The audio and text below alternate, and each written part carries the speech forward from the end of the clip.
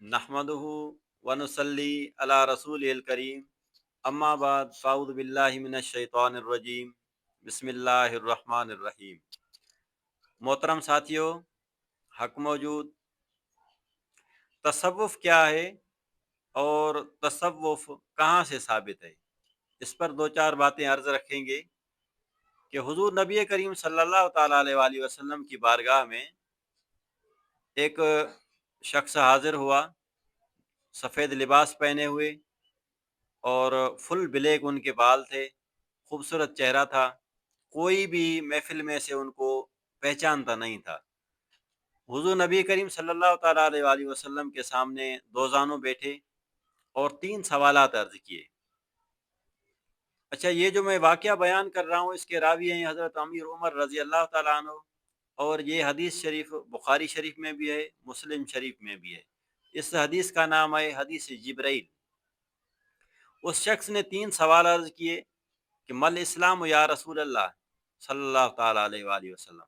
आपने इरशाद फरमाया कि इस्लाम ये है कि तुम गवाही दो कि अल्लाह ताला के सिवा कोई इबादत के लायक नहीं है और मोहम्मद अल्लाह ताला के रसूल हैं, और नमाज अच्छी तरह अदा करो और ज़कात दो और रमज़ान शरीफ के रोज़े रखो, और इस्तिताअत है तो हज बैतुल्लाह करो।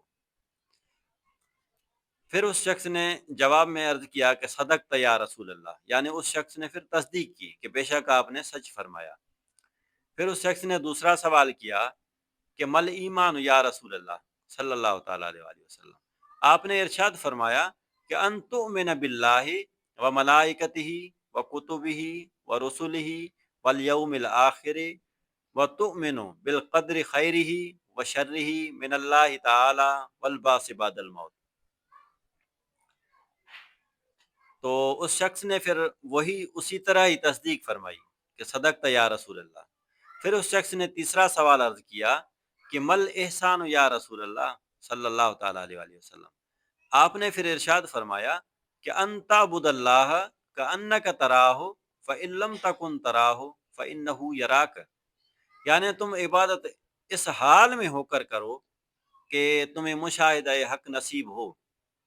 अगर तुम्हारा ये हाल नहीं है तो फिर इस हाल में इबादत करो कि ये महसूस कर रहे हो कि अल्लाह ताला की ज़ात बाबरकात तुम्हें देख रही है। तो ये जब 3 इरशादात आपने फरमाए, तो पूरा का पूरा इस्लाम 3 अबवाब में तक़सीम हो गया। पहला बाब इल्मुल अक़ाइद, जिसको इल्म तौहीद भी कहते हैं, और दूसरा बाब इल्म फ़िक़्ह, यानी ज़िंदगी गुज़ारने के क़वानीन, उन पर अमल पैरा होना। और तीसरा जो सवाल था एहसान, एहसान का ताल्लुक़ जो है वो इंसान के दिल से है। यानी इंसान के दिल के अंदर क्या ख़यालात पैदा होते हैं, वो ख़याल फिर बुरे भी होते हैं, भले भी होते हैं। यानी उसकी कैफ़ियत पर दलालत करता है एहसान, कि इंसान के दिल में क्या-क्या कैफ़ियत पैदा होती हैं, और फिर उन कैफ़ियत को अपने इरादे से तब्दील कैसे किया जाए, यानी उसमें फिर तरक्की किस तरह की जाए। तो एहसान से मुराद है तज़किया नफ्स, यानी इंसान अपना तज़किया नफ्स करे, तस्फ़िया क़ल्ब करे, तजल्ली रूह करे, तख़लिया सर करे, ताकि इंसान का दिल गैरुल्लाह के ख़यालात से पाक व साफ़ हो जाए और उसके अंदर वो पैमाना पैदा हो, कैपेसिटी पैदा हो कि वो अल्लाह ताला की ज़ात बाबरकात का मुशाहिदा कर सके। अब एहसान से तज़किया नफ्स साबित हो गया।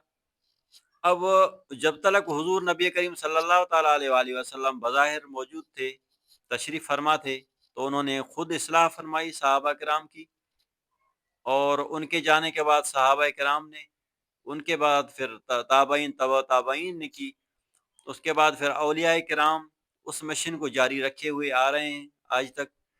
फिर जो इंसान की कैफियत से जिसका ताल्लुक़ है, उसका नाम तसव्वुफ़ है। और जो बुज़ुर्गान दीन हैं, उनकी लैंग्वेज में उनका कहना है कि अत-तसव्वुफ़ु तस्फ़ियतुल ख़यालात अन मा सिवल्लाह, यानी तसव्वुफ़ ये है کہ انسان اپنی دل کو غیر اللہ کے خیالات سے پاک و صاف کرے، یہی تصوف ہے۔ پھر اس کام کو جاری رکھنے کے لیے یعنی تصفیہ قلب تزکیہ نفس، تصفیہ قلب، تجلی روح، تخلیہ سر کرنے کے لیے ہمیں ایک اچھے استاد کی ضرورت ہے، جس کو پیر کہتے ہیں، جس کو مرشد کہتے ہیں۔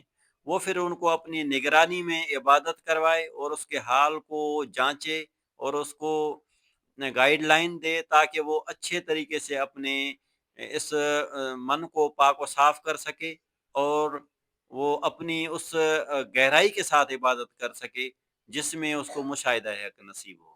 اسی کا نام ہی تصوف ہے۔